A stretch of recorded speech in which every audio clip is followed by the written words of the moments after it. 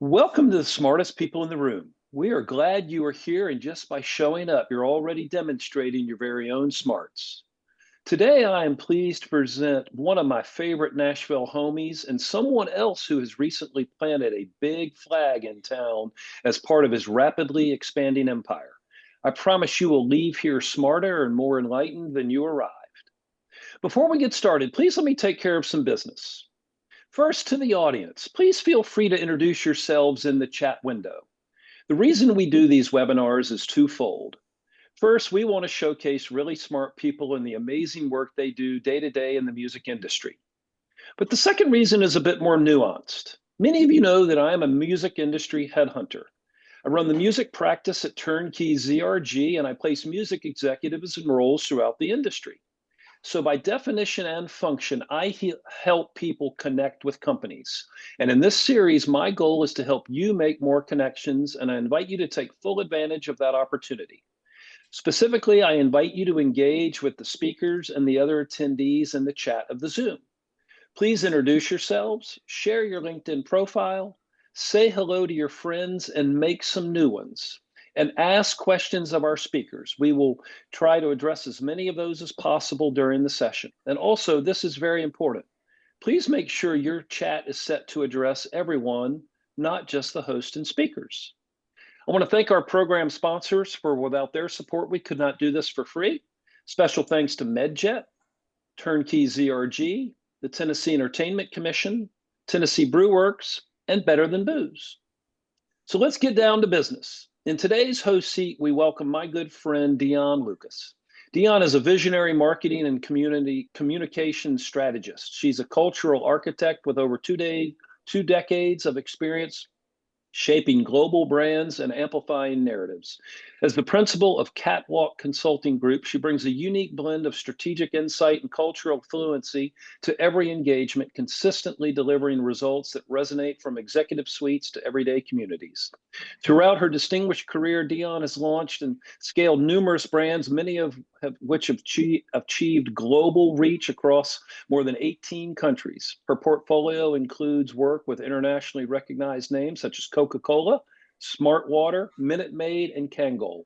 Her leadership extends beyond corporate communications. Dionne served as head of marketing and communications for the National Museum of African American Music and played a critical role in strategic initiatives at R.J. Reynolds.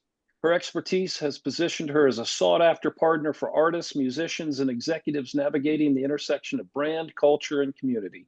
She's not merely a marketer, she's a builder. She builds bridges between communities and cultures, brands that endure, connections that matter, and institutions that leave a legacy. Welcome, Dionne. It is such an honor to have you here with me today, my friend. Thank you. Good to see you, Tom. And joining Dionne as our featured guest today is Trevor Swenson. As CEO of Dynamic Talent International, Trevor acts as a bridge both for emerging artists looking to solidify their place within the industry and established, globally renowned acts seeking to expand their influence.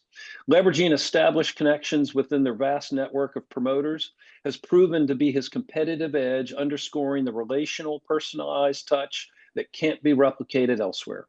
Years of history with AEG, Live Nation, Lollapalooza, Louder Than Life, Bourbon and Beyond, and Download Festival have provided a jumping off point for a number of clients. Now, having risen to the top of the ranks of US-based partners for Titans in the enormous Korean pop music world, Trevor has effectively reimagined the ticketing structure for K-pop artists, developing innovative strategies to maximize revenue for everyone involved. Simultaneously, he has unlocked the potential of untapped markets, leading to the charge of bringing sold out shows to fresh regions of excited fans. As a pioneer in the K-pop market, Trevor has facilitated career milestones for industry superstars like Mamamoo and IU, the latter of which earned the company award recognition for its hand in launching the fastest North American arena sellout of 2024. It is my pleasure to welcome these two rock stars to our platform today. Take it away, guys.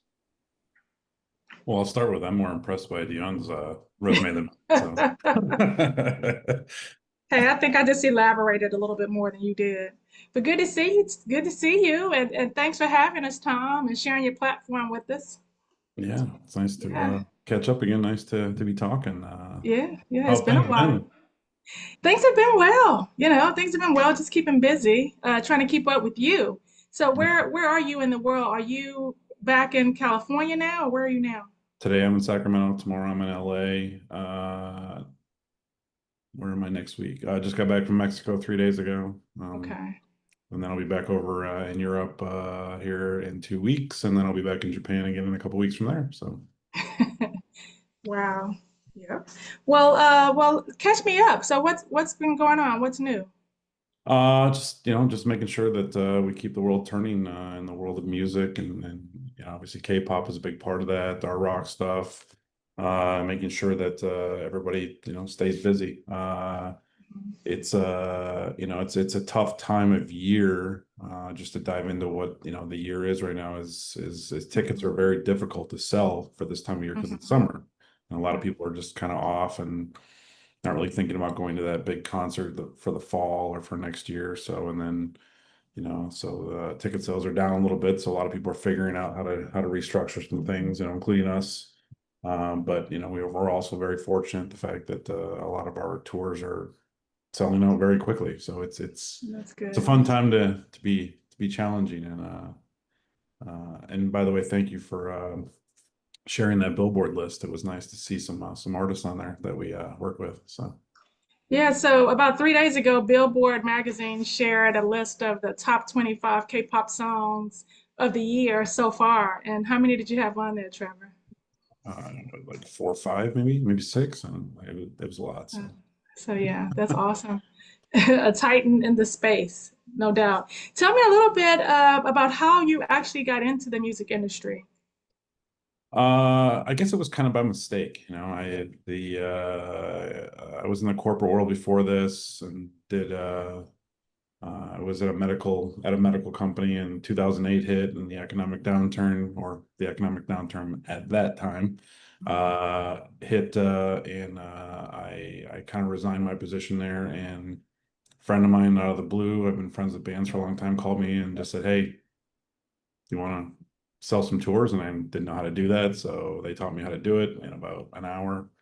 And it kind of just took a knack to it, and I've been doing it ever since now. So we're coming up on 20 years of doing this now. So, Wow, so you literally fell into it a little bit similarly to me. So I was living in Atlanta and in college when Atlanta was becoming a little bit of a music mecca. So a lot of my friends were interning at labels and becoming artists, and everybody was kind of delving into different realms. I had roommates that were accountants, just all different types of roles within the music industry because they were just looking to fill so many different slots. And I just stayed away. Like, no, I was already kind of headed toward the corporate route. And then I ended up working at the National Museum of African American Music. So when we opened that up in 2021, then I would have more and more relationships with artists and managers, and people begin to ask me to help and support them. And I didn't have any time to do any of that at that juncture. But about 2 years ago, started my own company where I work with a lot of different artists and music execs and help them with brand strategy and communication strategy. And it's been literally no turning back, but a little bit of an accident. The good thing is that my friends that were in the industry are now managing some of the biggest artists in the industry. So it's good to see where they've landed. They're presidents of labels and distribution companies. So I have a lot of access to a lot of people, and then that's helped me a lot since I've been on this road. So that's pretty cool that we kind of landed there a little bit differently. well, it's also fortuitous how we landed, and our offices are right across the street from each other. So, Wow. Yeah, that's true. That's yeah. true. I mean, So tell the museum's right. It's right across the street from ours, it isn't it? is. It Yeah. is. Yeah. It's literally right across the street because you're Yeah. right by the Ryman, and so are we, kind of right Yeah. there in the Mecca. Um, so how has it been now? So you opened up the office in Nashville. Has it been what, 3 months ago? two Two or months three ago? months now. Yeah, it's been great. Obviously frequency of meetings are great. Everybody in town's great. Chamber of Commerce reach out, so we'll start working hopefully with those guys soon. We've got a lot of big stuff coming up with AIBA here. What is that, like 2 months, 2 or 3 Yeah. months? Yeah. That's Get some good. stuff going with them, and it's been great. So Nashville's is turning into, or not turning into, is pretty much the center of the universe now. They took over during COVID because everybody moved out there from LA. And Right. but also LA is actually kicking back up again. It's getting to be, more people are starting to go out again. And I That's know it's good. been 5 years since COVID, but it's starting to become more normal again. Gosh, 5 years. Yeah, Five time years. flies, man. So Yeah, yeah. what was So, it? The world? Yeah, go ahead. Sorry. so I was gonna say, I know you've been recognized quite a bit from like Live Nation and all these different companies because you have a record of selling out tours faster than pretty much anybody else. Give us a little bit of the magic. Like, how do you sell these tours out so fast? I don't know. That's a great question because I don't even know. Nobody knows. Not even Clive Davis knows how to do all this stuff, and that's genius. So like, it's it's the luck of the draw. It's the artist, it's the teams behind them, it's their music, it's their fan base that depending on how much they're really into the music, it's a nice thing. So and Mm, we with what we got last year for that tour, it was really an honor to have that and with the other tours this year that we've sold out so quickly. It's been really kind of a big deal with uh all the arenas that we've done. I think this year we've sold out the Forum, I don't know how many times already this year in LA. But it's a nice part to be a part of. It's more based off of, I guess, like I said, the teams behind it, the music and everything like that, plus how often the artist tours. So hopefully they don't over tour and people keep buying tickets. So so how is it? How is it that the K-pop fans they're just they're a different level of a cult? it's a good word. It's let's use the word passionate, um, and devoted to their client and their artist. So, or not their client, their idol. Um, it's a culture, the K-pop and Korean music is self-love and Mm, integrity and all this other stuff that they really believe in, and you've got to support that, and that's great. It's helping a lot of kids that are trying to adjust to things, even adults, because there's right, 60-year-old people that go to these shows too that see these things. But like right. um it's it's that they're so passionate about it because they feel that the artist is speaking directly to them, and that's good. So it's a message that's being conveyed obviously very well. And they've been very good about spreading that message. So which is why these fans, one, they're again the most passionate you can think of. They line up 2 days in advance to go to a concert, even though it's a seated event, and it doesn't matter where because you still sit in the same place. They buy more merchandise than anybody else on the planet right now. Um, and it's it's a movement that is, it's 11 years in the making on K-pop right now. I think almost 12. Um, BTS is going to come back next year, and CNN covers BTS. Like who covers it? You don't hear about Aerosmith getting coverage like that. You don't hear about all this other stuff. Um, They cover if BTS members go to dinner. It's weird. wow. I mean, that's pretty special. I read a quote the other day and it said, "Don't chase trends, build tribes." That's true. I mean, that's a long-term quote. Do you know I don't who know coined who's that? Did you that. hear I who don't coined that or not? remember. I don't Oh, remember. Was that did I get that from you? Did you say that? no, I did not say that. That's way smarter than I ever would be. But no, it's yeah, essentially you want to build an entire culture as opposed to just, it's the whole you can feed a person one day or teach them to fish and do it for a lifetime type of thing. So, Right. um, but yeah, it's an interesting world that the K-pop is in for sure. So I'm more I interested mean, to hear about this museum that you're are you curating this, or is it just like so what? no, no, no. So I'm not. I don't work at the museum anymore. I was there for 4 years. So I was there when it was not a building yet. It was just some really cool PowerPoint slides that say, hey, look what's going to be coming to Nashville. I was, just the head of marketing and comms and just try to get the world excited about this new museum. But then Mhm. COVID came, Gotcha. right? So we had this really incredible, interactive museum set to open. So then we had to kind of fit it out to be safe for everyone. And with certain number of people can be in a place at a time, and you couldn't have group tours, and everything was kind of on hold.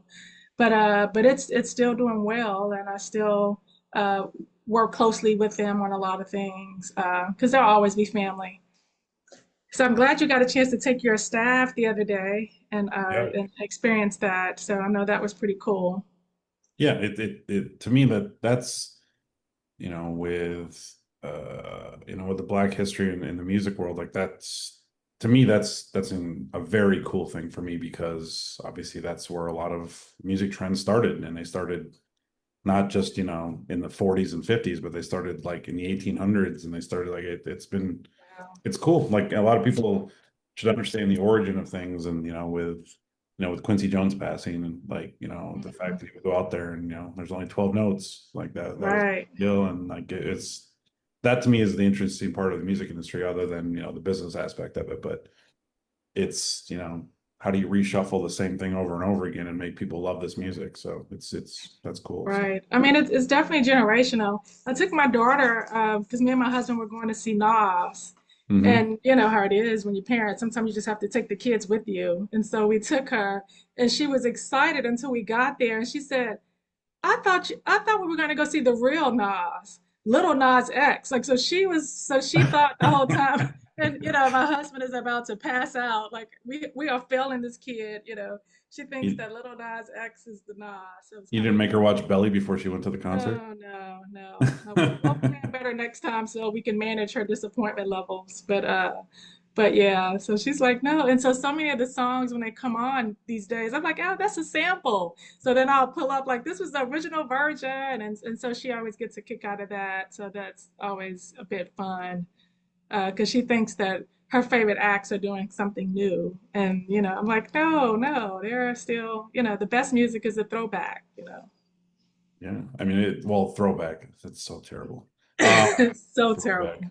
Snoop Dogg is technically throwback now, so Oh my gosh. I guess it's all relative. I guess it's all relative, right? How far back you want to throw. 20 years is technically throwback. So Is it? Oh my I mean, gosh. for classic hip hop, like that's classic hip hop is no longer Furious Five and all that stuff. Now it's NWA and Snoop and all this other stuff. So But it look, I don't want to talk about it. I'm so criminal. so so what is what's the next big thing?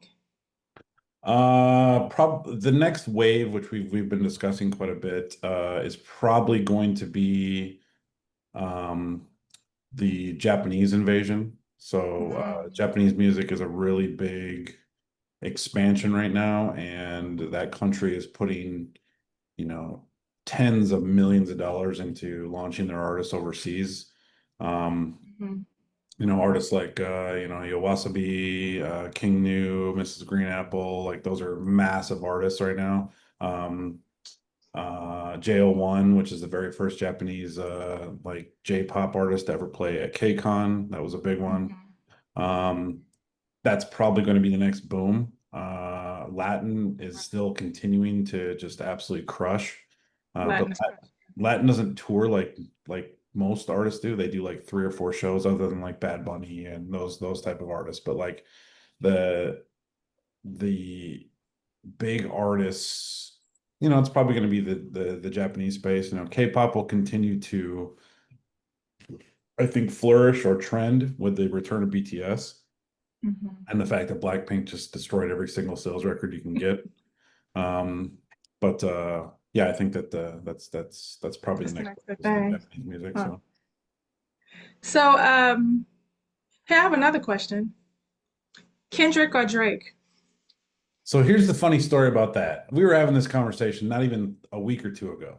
So and I have to do a preempt because we're being recorded here, and I'm in the industry, so if I ever bump into this, And like, Kendrick will write a verse and destroy your whole career. so they're on the same record label. They have the same Okay. booking agent.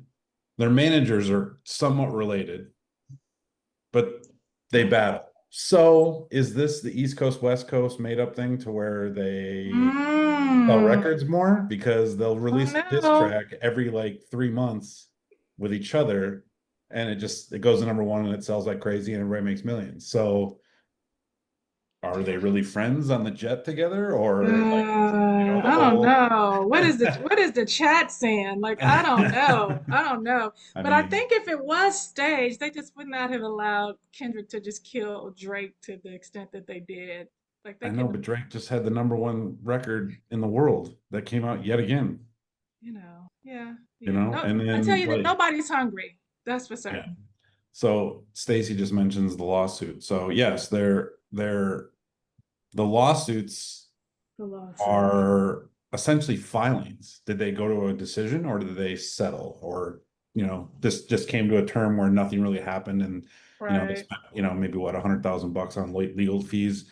And during that time, Not Like Us sold 100 million singles. So again, I don't know. If it's a marketing ploy, it's the most genius thing ever in the world. If it's actually hate, then it's definitely not what it was in the 90s with the Notorious B.I.G. and with Tupac, where they were like ended up shooting each other. Now it's just diss tracks. So I don't That's know. true. I don't know. It's No, you don't know, huh? Huh. you know So, I so piggybacking off the Kendrick question, so who do you want to see perform at a Super Bowl?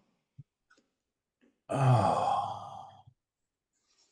I don't know. I mean, everybody, there's always a petition that goes out for rock bands that should play every year, but there are Mhm. rock bands. The problem with Super Bowl halftime shows is there's not enough mega stars to do those anymore. Like it's Mm, very tough to find that.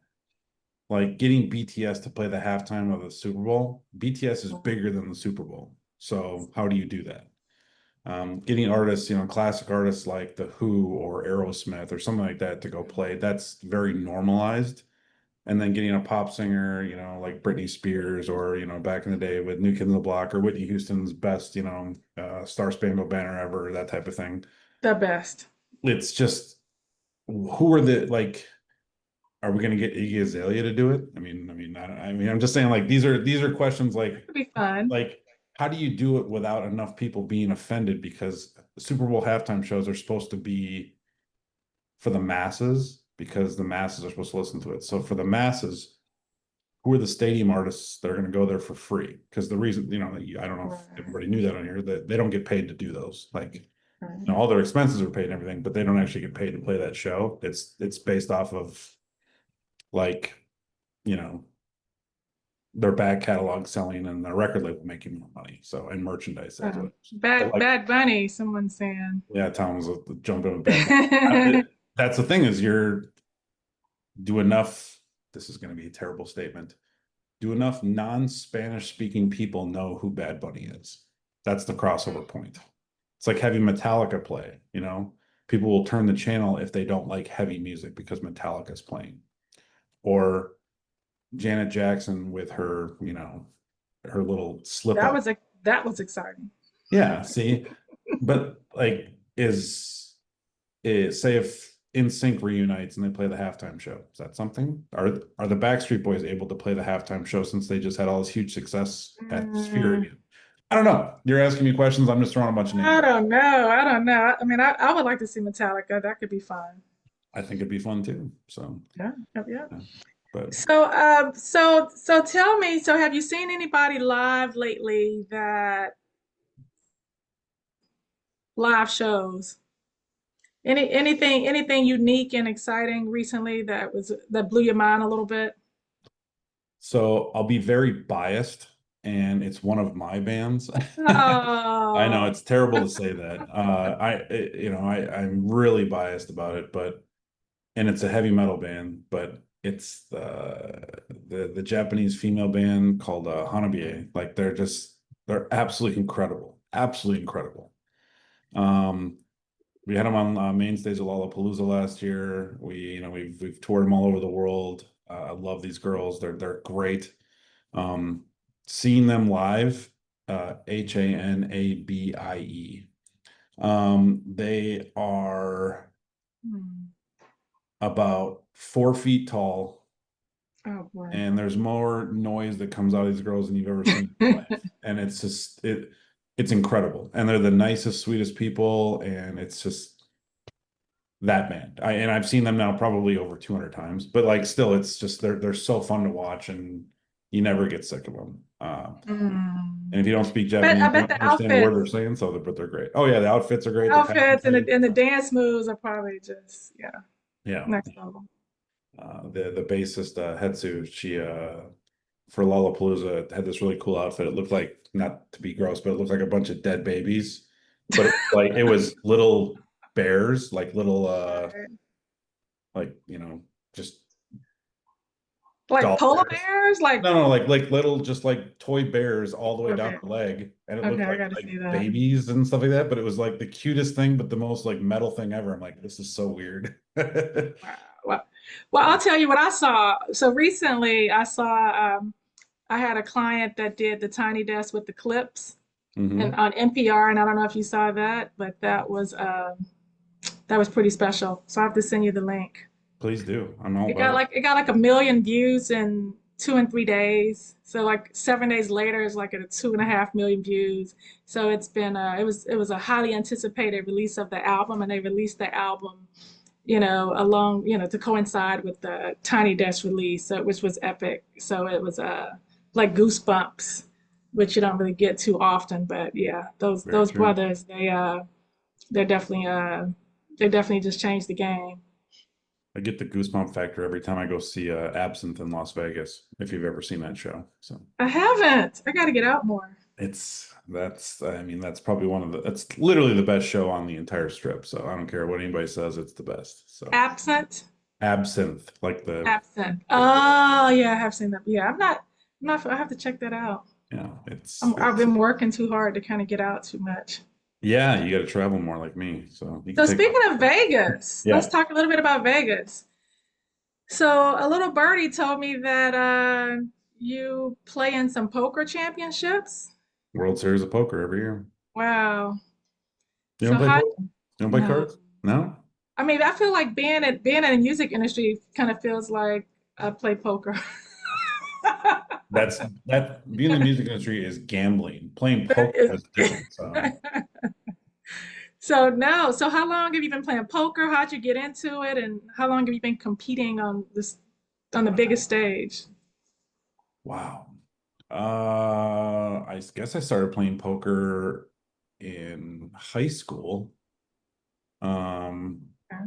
I was fortunate enough to go to high school with Dewey Williams' kids. Dewey Williams is one of the originals that Okay. he Amarillo Slim and Doyle Brunson, all that stuff. They used to play in the World Series of Poker like in the 80s and 90s, like those names. Like so I went to high school with his kids and he would go play in the World Series every year, and then we'd be at like hockey tournaments or something like that, and then Right. we'd do that more. And so anyway, learned how to play poker with those guys. Went to college, played poker all the way through college, got done with that. And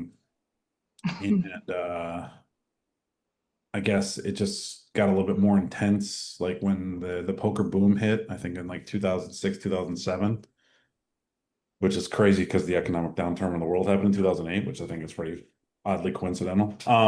But did the online thing, had pretty good success, had some failures, as you Okay. always do in poker, and just kept playing. And then got into it even bigger. Started playing in some World Series events. Played in some big tournaments. I think it was 2017. I was ranked in the top 100 in California. I don't know how many tournaments I won That's there. crazy. Yeah. I mean, I play Uno, but that's Hey, pretty much about that's it. that's cutthroat, man. A little bit of spades, but that's really it. I like spades. So Uno is not coming to Vegas. That was a Oh, okay. I lie. mean, but if they do, I mean, Uh, at least, I have a chance. yeah, Uno made the statement publicly that they didn't know how the rumor started, and They said that we would love to be included in it, but there are no plans to put it in any Las Vegas casinos. So Jeez, come on. believe me, I checked that one hardcore. So, um, I think I can beat you. I think I can beat you in Uno. hey, I got the double reverse anytime. So you let me know. But poker's great. You should play. In all honesty, it's weird to say this, but it's a huge stress reliever for me, even though it's the most stressful game you can play in the world. So, um, it's usually, cohesive people. You're sitting at the table. There's some nice conversations that happen every now and then. Play some cards, win some money. Every year I spend anywhere from 2 to 3 weeks in Vegas playing tournaments, and then if I play in the main event, I'll do that. Play some cash games. It's nice. So. Tom is asking, how do you prepare for the World Series of Poker? Like, how do you prepare for that? I mean, essentially, you just play poker. Like you got to go and sit at the casino, and you got to get the hours in. So then you got to play a lot of hands. So like if you don't play the hands, you don't know the situations because 52 cards in the deck. You got to go out there and you got to figure out the different situations, different scenarios, different raise systems. Like what game you're gonna play. Right. Uh, it's like running a marathon with your brain. So So you just have to keep practicing you know. all the scenarios. So is practicing like 2, 3 weeks in advance? I mean, you could do it 2, 3 weeks in length. I literally went out there and I played 2 days before the tournament just to play, and that was my only warm up. So, and I ran great this year. I did really well. So, um, but it's it's whatever you need for your adjustment. Some people will take them an entire year to prepare for it. So, Okay. but Okay. in all honesty, I'm going to say this to everybody that's in the world. The World Series of Poker attracts the worst poker players on the planet. So that's why everybody goes out there. So because everybody thinks that they are a World Series of Poker player. So play cash games. Oh gosh. Well, I'm waiting for the Uno. So until that happens, Hey, I like Uno. stay So away. pick a number between 1 and 10. We can play that game. I like that game. So So if we can go back a little bit to the top 25 K-pop songs, what makes one better than the other? oh, that I wow. I'll ask you that. What would you say? I don't know if it's the message, if it's that the beat or the song is so catchy that you can't, that you want to just keep listening to it, and kind of you start singing it in your head, and like because it's just so catchy. Sometimes, like I say, sometimes for me it's the words, and sometimes it's just like this song isn't really about anything, but I absolutely love it. I think I truly don't know. Like, I mean, in, the formula for a K-pop song is, beat and rhythm. And then, because, I think 80% of them, they don't sing in English now. So Hmm. it's just beat and rhythm. And then, I'm not going to say which songs, but I know like 5 to 10 of the top K-pop songs in history sound just like Western hits that already happened. Like it's Hmm. the same exact beat. So I think it's the familiarity for that. So Okay, that makes sense. Has AI kind of infiltrated the K-pop space in any significant way? not that I've seen lately. I mean, I haven't seen it yet. I know they're trying to implement more AI. I know that the avatars that are really happening from Japan are starting to make a big wave. Like Otto, that entire arena tour is sold out, and that's you're gonna go there to watch a screen. That's it. So Mm. um, we've got a couple artists that are doing it. Yeah, it's been pretty yeah, but AI I really haven't seen much implemented in the Mm. K-pop realm. So other than really good video production. So It also seems like there's not much of like cross mixing in K-pop, meaning, you don't see like a country artist doing something with a K-pop artist or a hip hop artist that is familiar doing something with the okay, you don't see as much of that as you do in a lot of our other genres. I mean, there's a lot of they're trying to do that, like they're trying to do a lot of features. It's just I think selling it to you're not going to get Morgan Wallen to do a song of Blackpink. So, I mean, but I'm sure there might, I'm sure Shabuzi will do something here with somebody soon. I mean, that I can see that happening. Um, and then You heard it here first, people. I'm just saying it might happen. What if? Like Yeah, Shabuzi seems to be a lot more open than anybody else to do stuff right now. So, right. but Love crossing a country artist, like, I mean, Lainey Wilson with, BTS, I don't know. Maybe that'll happen. him. Hmm. Yeah, it seems like everything else is mixing and it seems to work when it's done right. Just kind of leveraging the audiences and introducing the different genres that way. It seems like it's pretty cool. Yeah. When do you have the next big K-pop show coming to the US? Um, well, we just finished the Baekhyun tour. Not even a few weeks, like 2 weeks ago. That was good. We sold out the Forum. We sold out at Prudential Center in New Jersey. Man, I have to look at my notes. We have a lot of tours still. Of course, coming up. Oh, we have one coming. It will be. I'm not going to tell you who it is because it's not announced yet. But Oh, come on. This is a safe space. oh, this is not a safe space. This is lose your job, Trevor space. So, Very, we, uh, we it's want you going in. to happen in October, November. So. Okay. You mean the tour is October, November, or the announcement? The tour is in October, November. It'll Okay. probably get announced in the next 2 weeks or so, but Okay. Okay. that's a big one. That's a big one. All right, we'll be waiting to hear that one. So, so what about, so that will be in a stadium? Tom is asking, will it be in a stadium? No, that's arenas. The stadium tours that we have are done, are those are booked for next year. Those won't go on sale for a couple more weeks. So those will probably go on sale closer to Christmas time. So Okay. Okay. And so the merch at the K-pop shows, are they more expensive? Because I mean, when I go to concerts, the sweatshirts and things now are sometimes like $200 a piece. So at the K-pop shows, is it more a little bit more reasonable or is it just as expensive?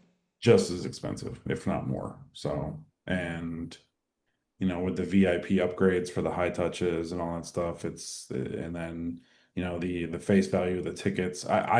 I get it. It's becoming untenable for a purchaser to see all this stuff and to buy all this merch and to do all this because like it's Yeah. um it's too difficult to spend all that kind of money, and there's not enough money in the world right now for people to do this and No. see 5 or 6 shows a month and spend $600 to $800 per show. That's what the normal K-pop person pays to go to a show, Right. $600 to $800. So Oh, that's a lot of money. That's yeah, a lot of money.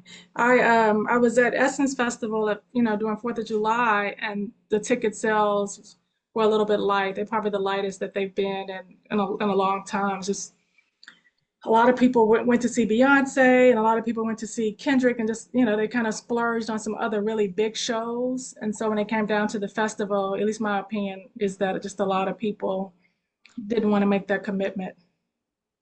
yeah, and the festival settings are tough right now. Like it's a lot of people are choosing is a festival setting what they want to do as opposed to a single intimate show. It used to be the other way around for years, where everybody would hold out for the festivals Hmm. and then not go to the shows. But now it's turning into, okay, it's too generalized. I want to see just this artist. So Right. it's fun to watch the trends because this happens every 10 to 12 years. Like the industry has to thin itself out in some different Hmm. ways. So um it's just what do we do? How do we navigate this? And then where is the revolution of what people think going to change, and when is it? Because it's going to come back around again. Everything is a revolution. From the music industry to climate change, everything. There's a revolution. Everything It's comes going to back happen. around. So, Yeah, so Matt is asking about the Essence controversy. Matt, I don't know. There's a lot of different things at play. I went on Saturday night. I saw Jasmine Sullivan, Patti LaBelle, Jill Scott, and I mean everybody. And I thought it was great. The stadium was, not the stadium, but the Superdome was almost full that night. Um, I think some of what I heard that went wrong on Friday was just a lot of acts were added at the last minute. And so it just went too long. And if people can only sit still, but it doesn't matter how good it is. New Orleans is already 100 degrees. You've been out since that morning. You go to a concert, it starts at 6:30 and then at 1 o'clock in the morning. At that point, you don't care who's coming on. It's time to go. So I think just a lot of people had left by the time Lauren Hill had kind of came out. So and everyone says that she was on time. It wasn't her fault, but then it just kind of looked like she was late again, which she was not. But but we got to continue to support Essence. We got to do it for the culture. It's an important festival. I think they just had a bad year, but they'll definitely make a comeback and fix it. So I'm here to support in any way I can. I like it. Nothing but. Switching gears, what's going on in your existence in your life? You with know, work and business? Like, I tell you, everything, everything is all at once. So some of the clients that I work with on a day-to-day basis are Daru Jones, Yola, which a lot of people know from the Americana space. She's going to be opening up for Maxwell. She just had put a new project out, so that's keeping us very, very busy. Bootsy Collins, he released some new music recently, so he did a tour, so that's finished. So get a little break from that. Um, Sir the Baptist, the roots artist, he's actually here. I think he's the only one here with me now. Oh, him and Willie. Willie's kind of back and forth, but Willie Jones. So just it's always a lot kind of all happening at once. One of the other clients is Michael Malden. He's a music exec, Jermaine Dupri's dad. So he's been doing a lot of fun, cool things. It's always fun working with him because he still does some promotions work. Like he'll have concerts that he's putting together for, Asia and different places. But then he still does a lot of stuff stateside with the mayors and the Black American Music Association. So he kind of always has a myriad of different things happening all at once. So excited about that. But just everything, like literally just fine tuning some different some brand plans for a few different clients and how they're going to finish out the year. My artist Major working on some corporate deals with him with some brands I won't say just yet, but he's nominated for 2 Stella Awards. The Stella Awards will be here in Nashville. Hopefully he will win, as he should. But he was #1 on Billboard 2 weeks in a row on the gospel charts. So that was a pretty big deal for all of us. But yeah, we're just we're just keeping busy. Like I'm blessed to love what I do and love who I get to do with it, and that's exciting for me. how are things these days with faith-based music? Like, is it flourishing? Is it tougher than normal just because Right, there's a lot, the view on religion's a little bit different than what it was even right. 5 years ago. Like, how is faith-based music doing these days? I think that it's still, at least what I've seen in terms of, when you work with hip hop artists and then you get to kind of see who demands what kind of money. Um, the faith base is not in the highest of the demanding of the money. There's always a few of the key faith-based artists that can ask for whatever they want. But I think overall, people are looking for some hope and a word, and because of the current times that we're in, I think people are looking, to look a little bit deeper into the spiritual music as just they may not want to go to church, they may not want to be preached to, but I think the music kind of serves as a calm and an answer for many.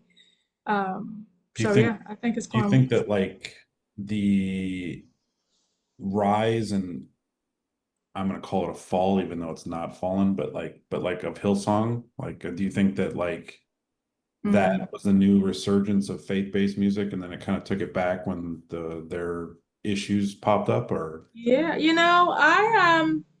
I grew up playing for churches, Mhm. um, and I don't think it's ever really really fallen. Like I think that it's always been a steady.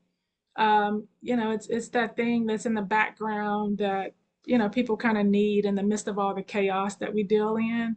So I think it's still very strong. I think what has to happen is that they have to become more innovative in the approach, and they have to kind of take it back to who are you trying to get to listen to this music, and what is your message, and just get a little bit more creative in how they deliver the message to the people.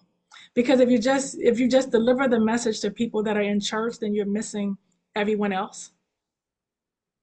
You Understood. know what I'm saying? So you kind of have to take it to people in places that they may not expect to hear it, so that you can have some incremental, growth and incremental audiences.